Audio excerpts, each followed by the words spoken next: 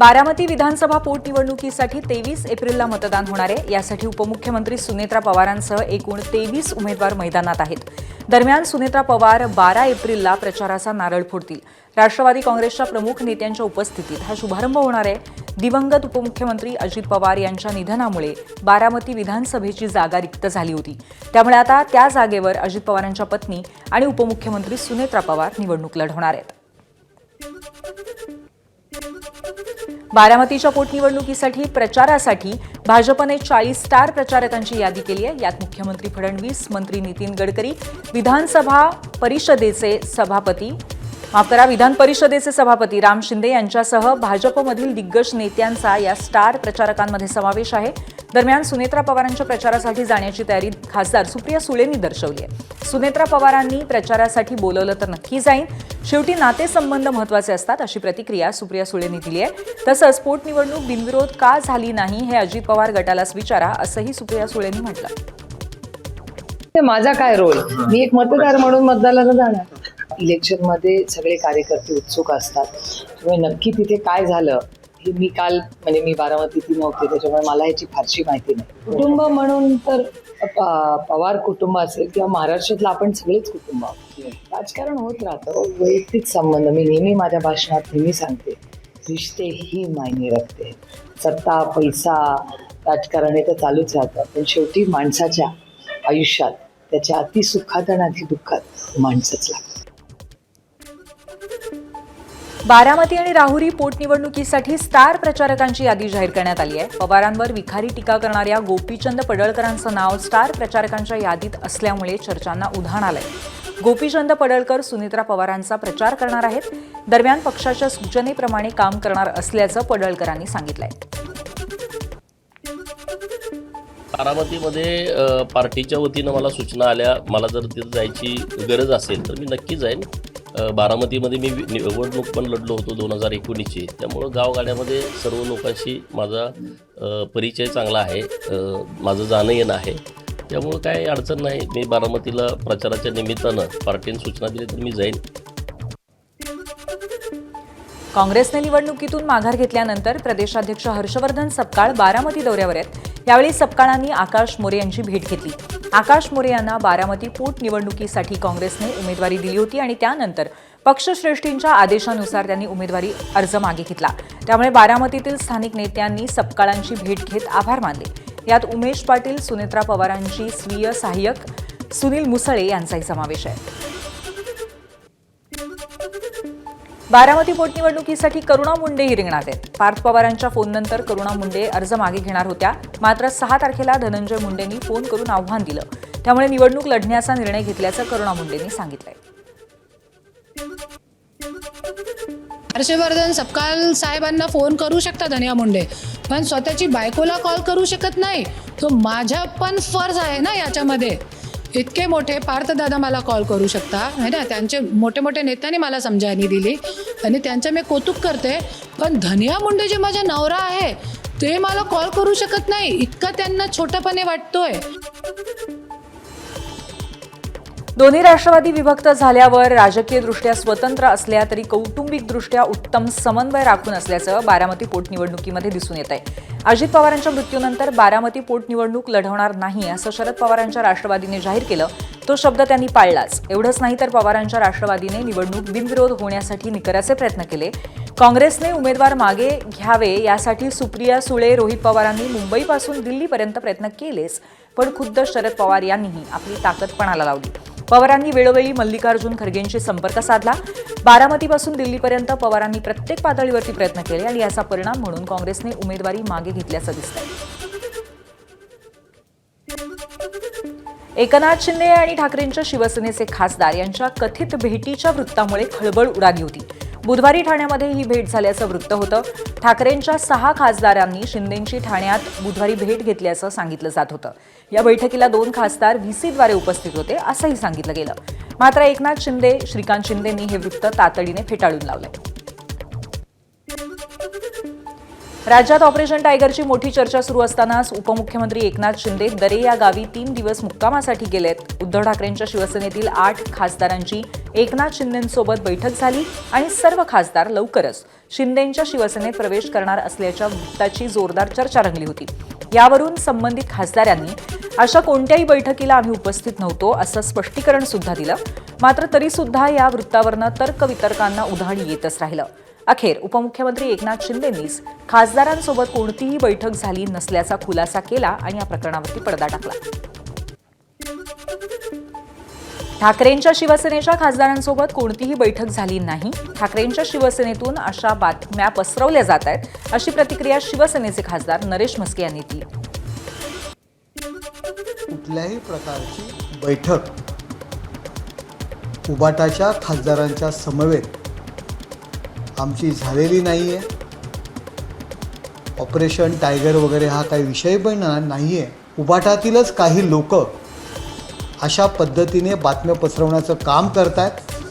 आपल्या खासदार आमदारांवरती प्रेशर आणण्याकरता अशा पद्धतीच्या बातम्या उबाटातीलच काही नेते हेतुपुरस्पर समाज माध्यमांमध्ये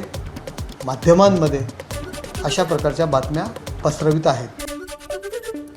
तर एकनाथ शिंदे छुप्या बैठका घेत नाहीत, अशी प्रतिक्रिया राज्याचे परिवहन मंत्री प्रताप सरनाईक यांनी दिली आहे. राज्यामध्ये ऑपरेशन टायगर चालू आहे. 365 दिवस चालू असतं, 24 तास चालू असतं. परंतु ऑपरेशन टायगर म्हणजे फक्त खासदार नव्हे. ऑपरेशन टायगर म्हणजे सर्वसामान्य शिवसैनिक ज्याच्यावर अन्याय झालेला आहे, जो बाळासाहेबांच्या विचाराला मानणारा आहे, जो शिंदे साहेबांच्या विचाराला मानणारा आहे, त्याला ऑपरेशन टायगर. आमच्या दृष्टीनं खासदार काय किंवा सर्वसामान्य शिवसैनिक काय एकच आहे.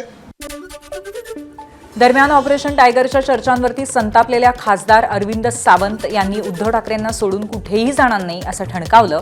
यावेळी त्यांनी चक्क ठाकरेंची प्रतारणा कधी करणार नाही असं पत्रकार परिषदेत कागदावरती लिहून दाखवलं. हे जे समोर दिसते ना मूर्ती म्हणूया पाहिजे तर दगडांच्या मूर्त्या केल्या ना किंवा मातीच्या घडवल्या, आईने जन्म दिला, ती मूर्ती वंदनीय होती. हिंदू हृदय सम्राट शिवसेना प्रमुख बाळासाहेबांनी ठाकरेंनी घडवलेली आहे, लक्षात ठेवा. आमदार केलं मोठ्या साहेबांनी, खासदार केलं उद्धव साहेबांनी. त्याची प्रतारणा करणं म्हणजे आईच्या दुधाशी प्रतारणा करणं आहे, लक्षात ठेवा. असले घाणेरडे संस्कार बाळासाहेबांचे विचार नाही. बरं, गद्दारांच्या बाबतीत बाळासाहेबांचे विचार काय होते ते सांगा पहिल्यांदा. बाळासाहेबांचे विचार सांगा ना. गद्दारांच्या बाबतीत काय विचार होते. दरम्यान ऑपरेशन टायगरवरनं खासदार संजय राऊतांनीही फटकारलाय. बघा, ऑपरेशन जे असतं की नाही हे एकदाच केलं जातं. वारंवार एखाद्या शरीराचं जेव्हा ऑपरेशन करतात असं म्हणतात, तेव्हा ते डेड बॉडीचं ऑपरेशन असतं. ती डेड बॉडी नेतात ना, आणि डेड बॉडी सध्या त्यांच्या पक्षाची देवेंद्र फडणवीसांनी केलेली. खरं म्हणजे त्या ऑपरेशन सध्या जे सुरू आहे ते देवेंद्र फडणवीस एकनाथ शिंदेच्या पक्षाचं करतायत. शिवसेनेचे खासदार 9 खासदार हे एकजुटीनं एकत्रित आहेत. या संदर्भात उद्धव ठाकरेंचे 8 खासदार आणि एकनाथ शिंदेंच्या शिवसेनेत झालेल्या बैठकीबद्दल कल्पना नसल्याचं मंत्री छगन भुजबळ यांनी म्हटलंय. तसंच उद्धव ठाकरे त्यांच्या आमदार खासदारांना सांभाळण्याची जबाबदारी योग्य पद्धतीने पार पाडतील असा विश्वासही त्यांनी व्यक्त केलाय. बैठक झाली की नाही याबद्दल नक्की काही माहिती मला सुद्धा नाही. आणि आपण सुद्धा ही बातमी जी काही सांगतात ती सूत्रावर, तर काय सूत्र आहे, खरं काय खोटं काय, मला काही कल्पना नाही. परंतु मला असं वाटतं की उद्धवजी ठाकरे जे आहेत ते स्वतःच्या खासदारांची आणि आमदारांची त्यांच्या संदर्भामध्ये त्यांना सांभाळण्याची पूर्णपणे जबाबदारी व्यवस्थित पाहतात. लाडकी बहीण योजनेवरनं मुंबई उच्च न्यायालयाने राज्य सरकारला फटकारलंय. 7व्या वेतन आयोगानुसार शिक्षक तसंच शिक्षकेतर कर्मचाऱ्यांना निवृत्ती वेतन आणि इतर लाभ देण्यास राज्य सरकारकडे पैसे नसतील तर लाडकी बहीण योजना बंद करावी असं म्हणत हायकोर्टाने फटकारलंय. मुंबई महापालिकेच्या शिक्षण विभागातून निवृत्त झालेल्या महिलेने मुंबई उच्च न्यायालयामध्ये धाव घेतली. या महिलेला 7व्या वेतन आयोगानुसार निवृत्ती वेतनासह इतर लाभ न दिल्यामुळे तिने न्यायालयामध्ये धाव घेतली। यावेळी 7व्या वेतन आयोगानुसार निवृत्ती वेतन तसंच इतर लाभ देण्यासाठी पालिकेकडे पैसे नाहीत, कारण राज्य सरकार पैसे देत नसल्याची पालिकेच्या वकिलांची कोर्टामध्ये भूमिका होती। लाडकी बहीण योजनेसाठी 40,000 कोटी खर्च करता मग पैसे कसे नाहीत, अशी विचारणा उच्च न्यायालयाने केली। उन्हाळी सुट्टीच्या निमित्ताने प्रवाशांची वाढती संख्या लक्षात घेता एसटी महामंडळाने 10% भाडेवाढ केली आहे। 15 एप्रिल ते 15 जून या काळामध्ये 10% भाडेवाढीचा निर्णय घेण्यात आलाय। त्यामुळे नेहमीपेक्षा 10% अतिरिक्त भाडं प्रवाशांना द्यावं लागणार आहे। 10% भाडेवाढीमुळे धुळ्याहून नाशिकला जाण्यासाठी 272 ऐवजी आता तब्बल 300 रुपये, तर पुणे आणि मुंबईसाठी तब्बल 700 रुपये भाडं मोजावं लागणार आहे। मुंबई महापालिकेच्या यंदाच्या अर्थसंकल्पातील 800 कोटी रुपयांच्या निधी वाटपामध्ये मोठी तफावत समोर आली आहे। सत्ताधाऱ्यांना कोटींचा निधी देताना विरोधकांना लाखांमध्ये मर्यादित ठेवण्यात आल्यामुळे राजकीय वाद चिघळलेला आहे। सत्ताधारी नगरसेवकांना 2.25 कोटींच्या आसपास निधी मिळाला आहे, तर विरोधकांना केवळ 20 ते 25 लाखांचा निधी मिळाला आहे। सर्वपक्षीय गटनेत्यांना 2 ते 20 कोटींपर्यंत निधी मिळालेला आहे। या निधीत विकास कामं कशी करायची असा सवाल विरोधकांनी विचारलाय। माझ्या वॉर्डामध्ये 3-4 वर्ष झाले काहीच कामं झालेली नाही आणि आता जो निधी मंजूर झालेला आहे तो फारच कमी आहे। आमच्या वॉर्डामध्ये जेव्हा आम्ही कामं करायला जातो तेव्हा आम्ही सगळ्यांची कामं करतो, आम्ही तिथे पक्ष वगैरे बघत नाही। आणि आता जो निधी मंजूर झाला आहे तो त्यामध्ये खूप पक्षपात केलेला आहे। जे BJPचे लोक आहेत त्यांनी 7 ते 8 पटीने निधी मंजूर केलेला आहे। तर माझं महापौरांना आणि आयुक्तांना असं सांगणं आहे की असा पक्षपात करू नये।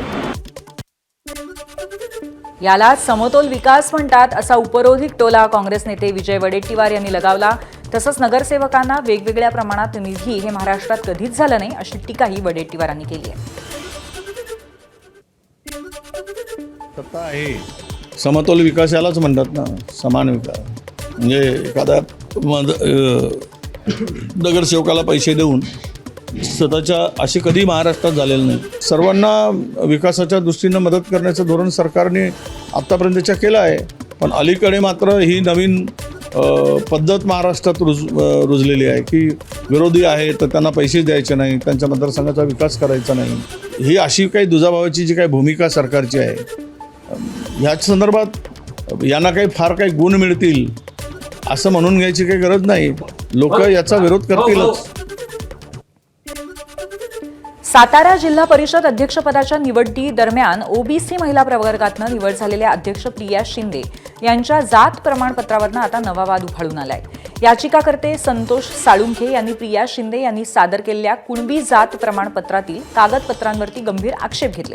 प्रिया शिंदे यांनी सादर केलेल्या वंशावळ आणि प्रत्यक्ष महसूल नोंदी यामध्ये तफावत आढळून येते। वंशावळीमध्ये दाखवलेले पूर्वज आणि प्रत्यक्षामध्ये उपलब्ध असलेले पुरावे यात सुसंगती नसल्याचा दावा करण्यात आलाय। विशेष म्हणजे काही पूर्वजांचे नातेसंबंध जोडताना चुकीची माहिती सादर केल्याचा आरोपही यात आहे। प्रिया शिंदे यांनी सातारा जिल्हा परिषदेच्या ओबीसी महिला राखीव असणाऱ्या अध्यक्षपदासाठी त्यांनी अर्ज दाखल केला आणि त्यासाठी जो कुणबी प्रमाणपत्र त्या ठिकाणी त्यांनी प्राप्त केलं, त्यामध्ये ज्यावेळी कुणबी प्रमाणपत्र अर्ज सादर केला त्यावेळी त्यांनी काय जे कागदपत्र सादर केले आहेत, काय वंशावळ असतील किंवा महसूल पुरावे यामध्ये आणि प्रत्यक्षातली पुरावे यामध्ये तफावत आढळून येते।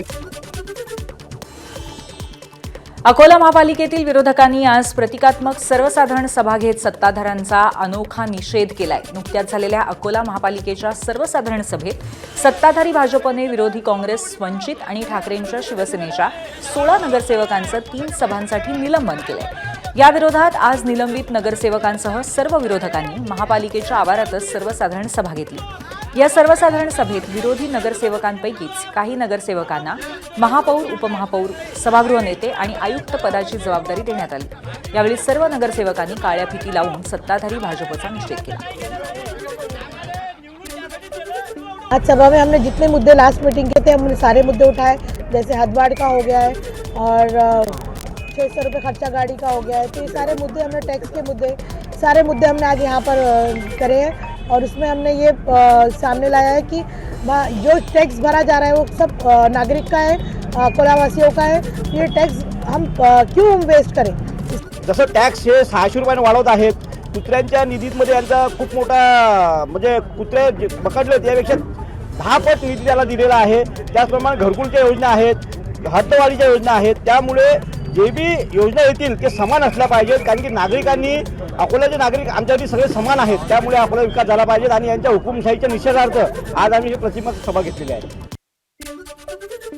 नाशिकच्या कुंभमेळ्याच्या कामात सत्ताधारी पक्षाचे काही नगरसेवक आणि नगरसेविकांचे पती अडथळा आणत असल्याची तक्रार देण्यात आली.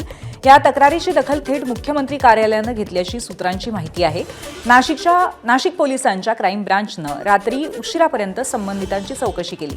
सत्ताधारी पक्षाचे 2 नगरसेवक आणि 3 चौकशी झाल्याची सूत्रांची माहिती आहे. कुंभमेळ्याच्या कामात अडथळा आणणं, कुंभमेळा काम करणाऱ्या ठेकेदारांच्या कर्मचाऱ्यांना धमकावणं असे या नगरसेवकांवरती आरोप आहेत, अशी सूत्रांची माहिती आहे.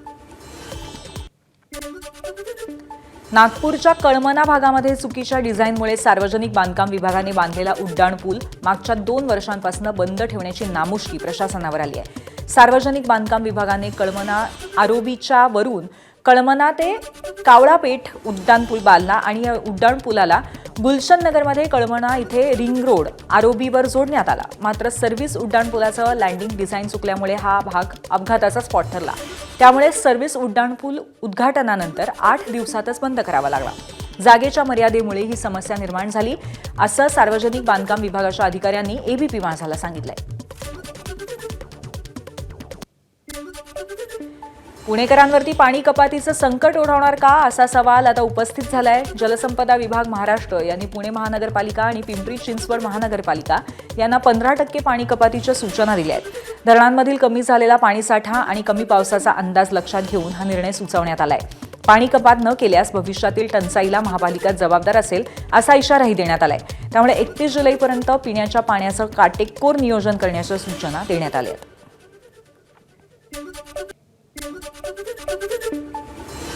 नंदुरबारच्या नवापूर तालुक्यातील गुजरात महाराष्ट्र सीमेवरच्या भागामध्ये धुमाकूळ घालणाऱ्या बिबट्या अखेर जेरबंद झालाय. देवमोगरा शिवारामध्ये गुजरात वन विभागानं बिबट्याला जेरबंद केलाय. दरम्यान नवापूर तालुक्यामध्ये अजूनही बिबटे असून महाराष्ट्र वन विभागानेही गुजरातप्रमाणे कारवाई करावी अशी मागणी शेतकऱ्यांची आहे.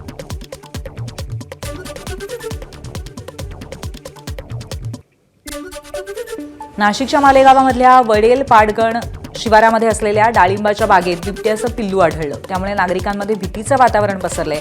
दरम्यान शेतकरी बापू शेलार यांनी तात्काळ या बिबट्याला सुरक्षित ठिकाणी हलवलंय. दरम्यान जंगली प्राणी मानवी वस्तीत येत असल्यामुळे वन विभागाने पिंजरे लावावेत अशी मागणी शेतकऱ्यांची आहे.